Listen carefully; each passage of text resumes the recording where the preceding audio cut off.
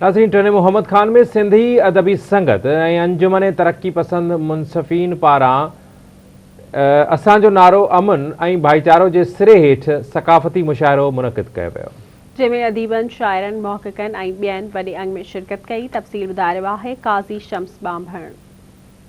टंडो मोहम्मद खान में सिंधी अदबी संगत ऐं अंजुमन तरक्की पसंद मुसन्नफ़ीन पारां आवाज़ न्यूज़ जे ऐलानियल सकाफ़ती ॾियारो असांजो नारो अमन ऐं भाईचारो जे सिरे हेठि मल्हाइण वारे ऐलान बैदि सकाफ़ती मुशाइरो मुनक़िद कयो वियो। सकाफ़ती मुशाइरे में शिरकत कंदड़नि अदीबनि, शाइरनि, मुहक़क़नि ऐं ॿियनि आवाज़ टीवी न्यूज़ सां पंहिंजा वीचार हिन रीति वंडिया आहिनि। असां सम्झूं था त सिंध जो जेको अवली पैगाम आहे, अमन ऐं भाईचारे जो पैगाम 1 डिसंबर ते समूरी सिंध सॼी दुनिया ताईं उहो अमन ऐं भाईचारे वारो पैगाम पहुचाइण जे लाइ मुतफ़िक़ आहे। यकीनन जेका असांजी सकाफ़ती ईद हूंदी उहा सॼी दुनिया में अमन ऐं भाईचारे जो पैगाम फैलाईंदी। कॾहिं बि सिंध जेको आहे सो कंहिं ॿिए मुल्क ते कॾहिं बि हमिलो न आहे कयो।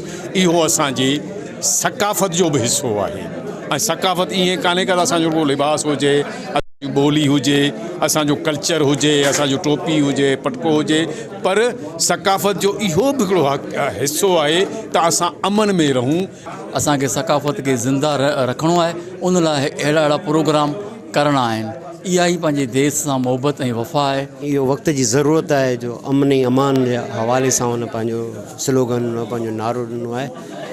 ऐं अमन अमान हमेशह हर दौर में सिंध में रहियो आहे। असां चाहियूं था त असांजी सिंधी क़ौम जेतिरी शाहूकार आहे पंहिंजी तारीख़ में, पंहिंजे विरसे में जेतिरी शाहूकार आहे, उहा विरासत न सिर्फ़ु प्लाटनि जी सूरत में, प्रॉपर्टी जी सूरत में, या अम्मा जे पुराणे ज़ेवरनि में, या बाबा जी छॾियल पुराणी बिल्डिंग में, या प्लाट या बंगलो ॾियण जे विरसे में ॾियण खां इहो कई गुना वधीक बहितरु आहे त असां पंहिंजी ॿोली, पंहिंजी सकाफ़त, पंहिंजो कल्चर, पंहिंजी उथणी वेहणी, पंहिंजूं रस्मूं रवाजूं ईंदड़ नस्ल ताईं मुंतक़िल करे वञूं। सकाफ़ती मुशाइरे में टंडो मोहम्मद खान शहर ऐं उन जे आस पास वारनि इलाइक़नि जे शाइरनि, अदीबनि, दानिशवरनि, साञावंदनि ऐं अदबी दोस्तनि वॾे अंग में शिरकत कई। जॾहिं त सकाफ़ती मुशाइरे में नकोर तख़लीक़ूं ऐं शाइरी पिणु पेश कई वई।